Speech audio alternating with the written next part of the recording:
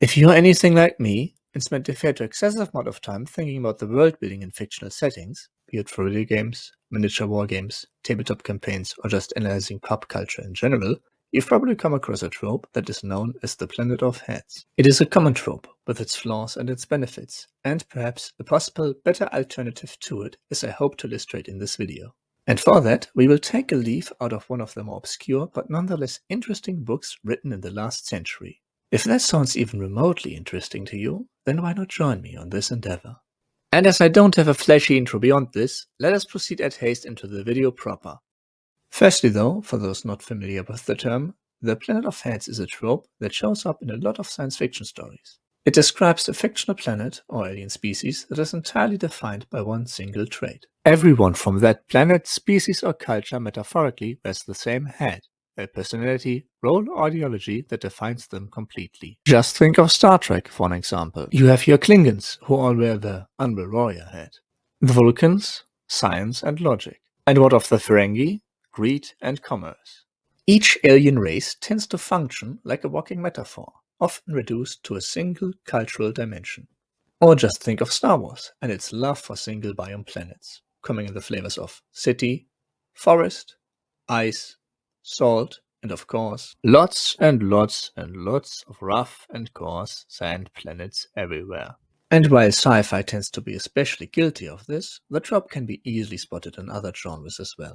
The fantasy genre, for example, is full of obligatory lands of barbaric warrior cultures that like to fight, to the cloak and rapier adventure-friendly merchant republics or other vaguely Renaissance to Baroque-inspired countries, as well as oppressive regimes run by a fanatical theocracy or arcane despots. Thus, I will seek to look at it from a more setting-agnostic standpoint here, especially since no matter the genre, its alleged shortcomings are the same either way, be it cultures and countries or entire planets and people. There is a tendency to oversimplify what could be a more complex society. Sometimes this gets into feeling downright cartoonish, or at least becoming very repetitive and boring rather quickly. Surely, a warrior society might fight, but why? What drives their view of the world? A head all too often only describes what they do, not why they do it, or how they perceive their own existence doing it. And while the trope can also be rightfully criticized for being reductive or stereotypical, one could also raise the fair point that at the end of the day, all fictional storytelling involves some degree of abstraction, and that it is better to have concise and compelling rather than bloated and boring lore. There's also a certain power, an inherent appeal to archetypes, and not just when it comes to the writing of characters, so why would you not use it to your advantage on a larger scale? Even more so, when beyond just simplicity, the trope is used deliberately for the sake of satire or allegory, to explore social or philosophical questions, and the interaction of cultures adhering to them through the method of exaggeration. Again, Klingons, Vulcans, and Ferengi don't just represent alien cultures, but also different philosophical modes: honor, logic, capitalism. And it's not like that kind of reductionism is without precedent. Our own mythology, which we draw from so heavily for our fiction, does it well enough. We don't need to know the marriage customs, tax policy, or advanced basket weaving techniques of the people of Atlantis to get the point Plato was making there about mortal hubris. Like the tip of a sharp blade, there can be a point to the reduction. As for myself, I would say that both arguments can ring true, but that obviously will not help us reach a proper conclusion here. And when in doubt, I'd say it's the best move to go back to the sources, to the enormous treasury of history and mythology we already have. Drawing on those traditions usually makes for richer, more interesting stories, and time and again, the best examples in fiction prove just that. You might know warmer fantasy for an example, which, while absolutely guilty of the exaggeration part, usually plays around with it enough to not be that reductive about it. And thus, its method of drawing on historical culture, then dialing up all the bizarre parts to 11, and then setting them in its grim fantasy world of perilous adventure tends to work out rather well. Or let us think of the much-beloved FromSoft games, with Bloodborne, as you surely know, delving into the works of New England's most prominent controversial catname enthusiast, but also taking more than a few pages out of the at times quite wild history of early modern medicine. There you have nods to early blood transfusions, but also the teachings of Galvanism, with, for an example, the cages around the heads of the Mensa scholars being very likely inspired by Faraday cages. Or more recently, Elden Ring heavily drawing on both imagery of Nordic mythology and Renaissance alchemy and its symbolisms, such as Marika and Radagon respectively acting as the White Queen and Red King, or a kind of rebus figure among many others that could be named. And then there's the Elder Scrolls, which draws from a mix of Gnosticism, Hindu metaphysics, and, allegedly, a generous helping of recreational drug use. The lore isn't just deep, it's deeply weird, and that in the best way. And I would assert further that it is rewarding to take such inspirations and to not shy away, even if the ideas looked into seem outdated or the topics got into get uncomfortable, as human history often can be. Surely, many ideas of the past are foreign, are deeply weird to us. But isn't exactly that the point if we try to look beyond our plate? And when it comes to our case of seeking to do better than the Planet of Heads without losing its appeal of drawing on concise archetypes, its advantage in recognizability and giving species and cultures a defining red thread to play around with, a possible path of inspiration might be found in the works of a man named Oswald Spengler. Oswald Arnold Gottfried Spengler was a German thinker from the early 20th century. And thus, like quite a few of them, such as Ernst Jünger or Friedrich Nietzsche before both, he sits in the same, somewhat uncomfortable position of him and his work being quite liked by some members of a certain regime, although that feeling wasn't particularly mutual on the part of any of them. With the latter one dying when the Austrian artist formerly known as Schicklgruber was still only 11 years old. Spengler himself was born back in 1880 into a wealthy but strict middle-class family.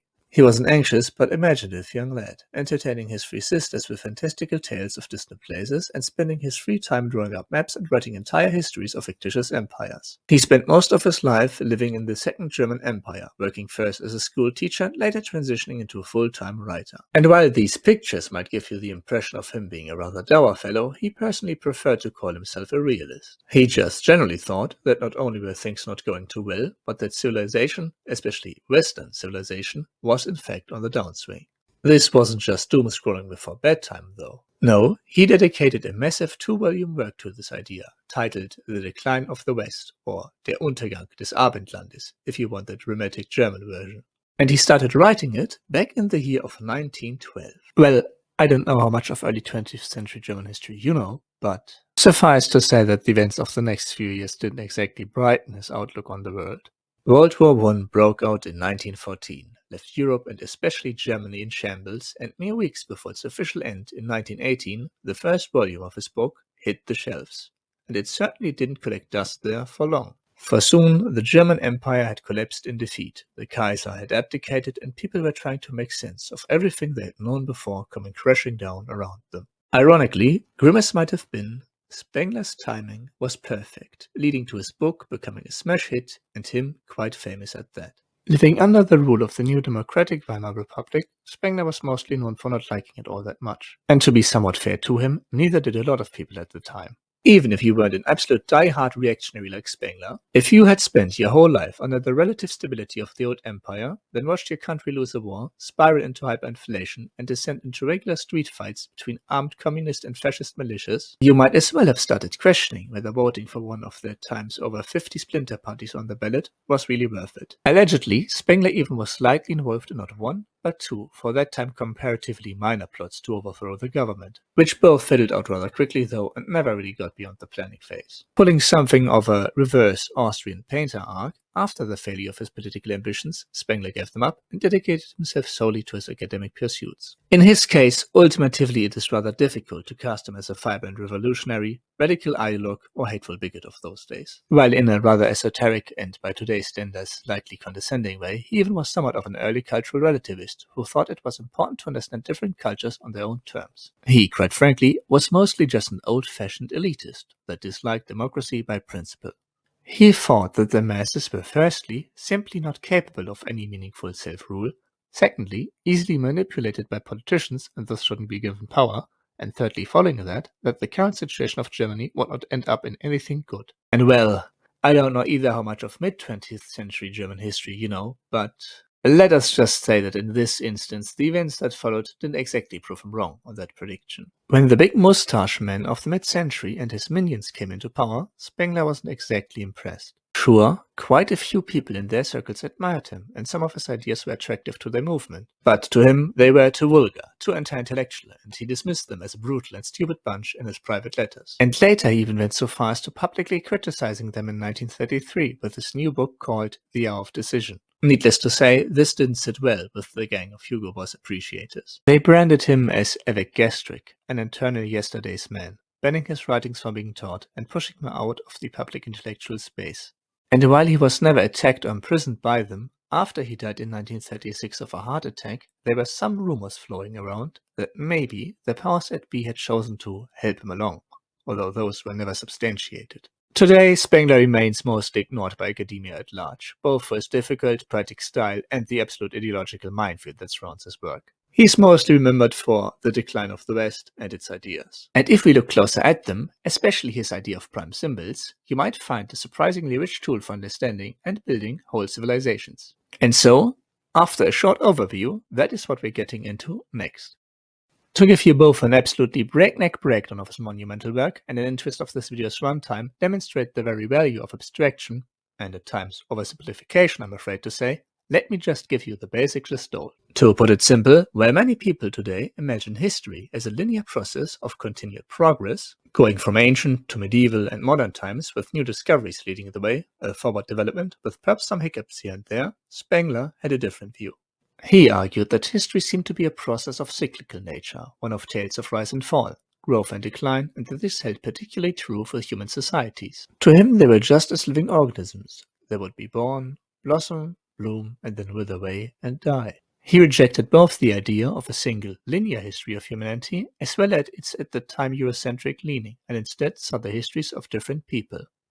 A set of multiple and simultaneous, yet separate life cycles, each with its own shape, logic, and timetable. Yet all of them are driven by the pursuit of certain goals, vibrant and full of vitality and creative force in their rise towards them in their formative youth, at which point Spengler calls them culture. Then they fully realize and codify their core ideas at their height, but as they've reached their zenith and fully express them in their myths, art, and philosophy, they slowly start turning inward. Now they become what Spengler in Separation from Culture calls civilization, reaching a more mechanical phase of urbanization and standardization, institutions, administrations, and worldly domination, technologically powerful but spiritually spent. Then they start to cool down, to age and decline, though not in the form of a sharp apocalypse, but rather a slow winter, and then meet the end. Or as Spengler has pessimistically called it, their Vollendung, their completion, consumption, or fulfillment, having been everything that they could have been, except to finally not be anymore. And sure, from your zenith, your highest point, all directions you can go are downward.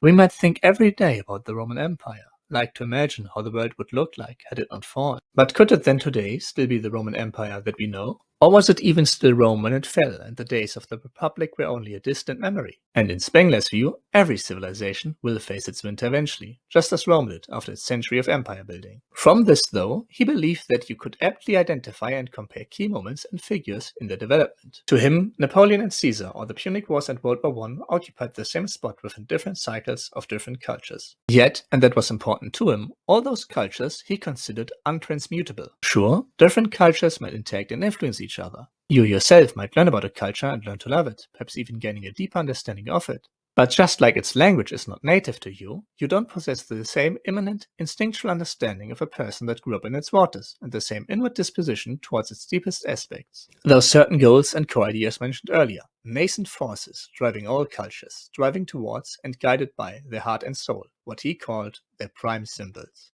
These prime symbols were a culture's inner compass, its foundational image, with every artifact and idea pointing towards it, dictating the style of every expression and setting the tone for all their politics, art, and science, not just reflected outward in their works, but the very lens through which they saw the world.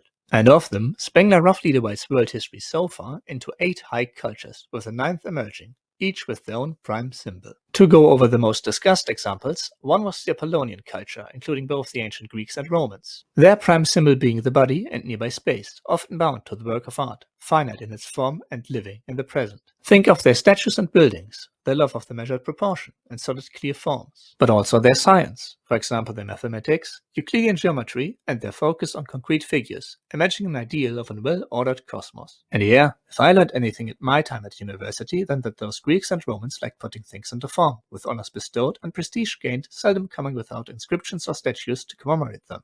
Although, I often wondered why it even extended to people like Homer, who they had little idea on how he looked like or if he existed at all.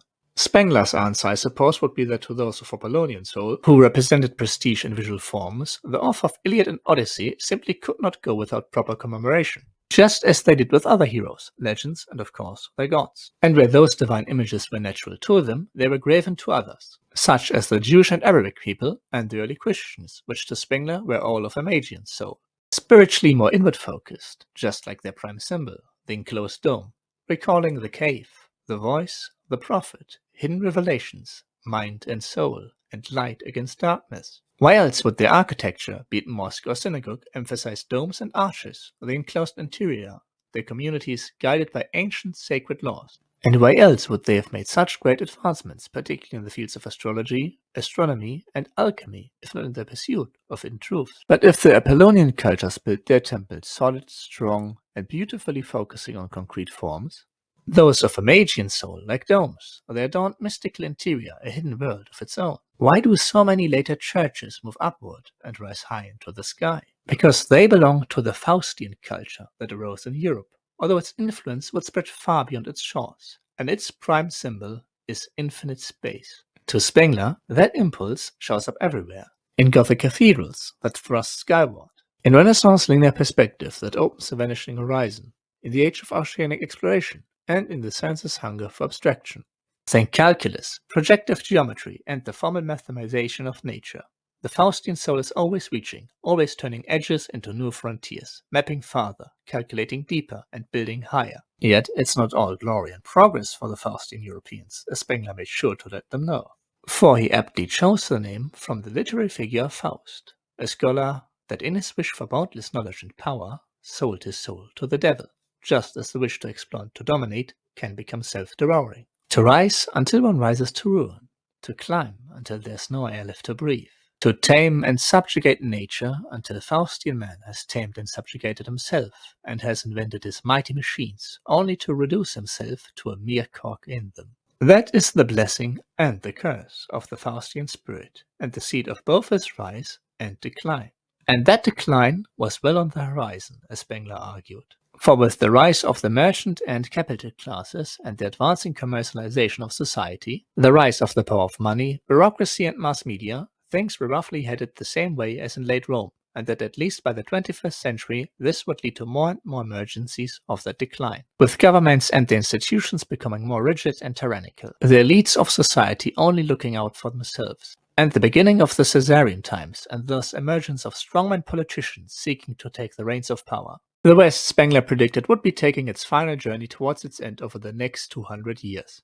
All that doom and gloom and perhaps mild case of existential dread setting aside, how can we actually use these ideas for our purposes? Firstly, I suppose on top it should be clear to see now why Tokyo on this nearly 12-minute long tangent about some grumpy old German reactionist ideas, and why they, not just as an history major, were immediately interesting to me when I first read of them. Whereas our heads for planets often overtly describe a group of people in a world, and to some degree particularly how they are seen, the prime symbols are intrinsically bound to describe as well how they see the world. And while Spengler's methodology in pure form would likely be a bit too unwieldy to go by strictly for writing purposes, his ideas are still a wonderful set of mental guidelines to seek out, even if you use them a bit more liberally or on smaller scales, broken down to individual species, peoples, nations, or kingdoms, where Spengler's point of course was to offer ground theory of history, they still work very well. And even if your symbols are a bit less abstract, they can still be the red thread of a culture, reflected in their thinking and in their creations, sometimes clearly seen and other times remaining obfuscated. What is encouraged here is a keener sense for when to show, when to tell, and perhaps just as importantly, when to neither show or tell, but hide those themes from plain sight. Just to give an example working for both fantasy and sci-fi, you could have the serpentine slivers of Scalia Magna, whose buildings are literal snake shapes, whose armor and clothing are made from snakes, or at least look like they are, and whose speech and gestures mimic kisses and undulating motions. And while that surely might be a good bit of campy fun, it's not exactly deep, which might become boring, especially if every planet in the sector is a themed pet shop according to the chosen head. So let us still take the idea of the snake, but work with it as a prime symbol, and for that choose an absolute classic. And now we could have the different peoples belonging to the Ouroborosian culture who see existence as a grand eternity of cycles of birth, death, and rebirth. They might favor winding patterns in their clothing, and their soldiers prefer scale armor, more subtly evoking their prime symbol's likeness. Their streets are more often serpentines instead of straightways. Their buildings make more use of spiral staircases than ladders, and perhaps the inner architecture has a tendency to be designed in a way where moving through a building often brings you back to where you started. A similar sense of return and recurrence could shape other cultural practices, with their funeral rites, for example, deliberately mirroring birth ceremonies. And while I'm not big enough into music or mathematics to give you a clear example there, if you want to be cheeky about it, you could have them use a way of writing that changes direction with each line, like a slithering snake. Which, while perhaps sounding strange at first, isn't even that far-fetched and was an actual thing back in ancient Greece. They called it brustophodon, meaning as the ox turns. They of course likened to plowing a field, which was a core part of their daily life. Suddenly, your scribes aren't just recording laws or poems, they're performing the cultural symbol every time they pick up a pen. In the same vein, instead of a unifying force in the world being a very shiny yet generic people wearing the no-dope pompous element of light hats, we could lend them the prism as their prime symbol. A brilliant people whose prismatic soul leads to them taking inspiration from others and reflecting it in you, viewing truth as a multifaceted spectrum, emphasizing councils and coalitions. Their architecture playing with not just light, but its refraction, and the music favoring overlapping layered polyphonies of shared sound. Be it by safe havens and their beacons, or starports guiding lightspeed travel. Their scientific advancement in, of course, optics, crystals, and wave theory could lend itself to those purposes as well. Or you could have an ancient and more mysterious culture whose prime symbol is that of a spiral. Come to think of it, let's not go down that road. But I think you can see where I'm going with this, and why good old Oswald's theories struck such an interest with me. But even so, where does that leave us? Let's reiterate. Sure, the planet of Hats has its place by virtue of its very abstraction, and for its flaws, it does the job. You wouldn't confuse the Klingons for the Vulcans, or the desert planet for the ice planet, and that's part of their charm. But if you want to go deeper than just the basic recognizable shape, Spengler's idea of prime symbols gives you a tool. One of reduction to some degree for sure, but so are all world-building exercises, because you can't simulate every text code in dinner recipe. But it is a reduction with layers, one that gives you both the clarity coming with drawing on a concise archetype and the richness of a culture that feels like it could exist. So, why don't you try it, and don't just ask yourself what your next species, culture, nation or kingdom look like and what they do, but through which lens they look and what core ideas drive their doing. For where the heads for planets will tell you that a culture or species is all about war, science or trade, the prime symbols will tell you what their war, science and trade are all about.